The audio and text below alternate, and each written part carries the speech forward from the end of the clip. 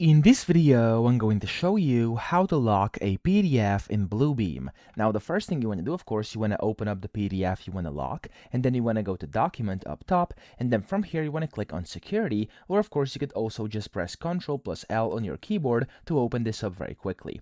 Now, from here, make sure you're on the Security tab, and then here, as you can see, currently everything is allowed for me on this document, so to change permissions and to essentially lock the PDF you're in, you want to go to Change Permissions. Here, you want to select the PDF by clicking on it like that. There we go. You could, of course, add a new one if you want to, or load them in case you have them on your computer.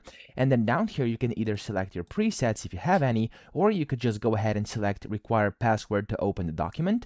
And then you have to type in the document that's required to actually open it. So the password is going to be, for example, if I do 123 over here, I have to verify it again, 123, and then it's going to allow me to actually save these changes. And then you could also set a password for people to be able to print, copy, or edit documents. So here you could also add a master password and then verify that as well. And then over here, you could go ahead and set different things, such as allowing printing or not, allowing changes or not, and then allowing copying text or graphics, extracting content, etc. Now, after that, select the encryption you want, click on Save, and that's basically all you have to do to lock a PDF in Bluebeam. So I hope this video helped you out. If it did, please subscribe to the channel and help me out as well.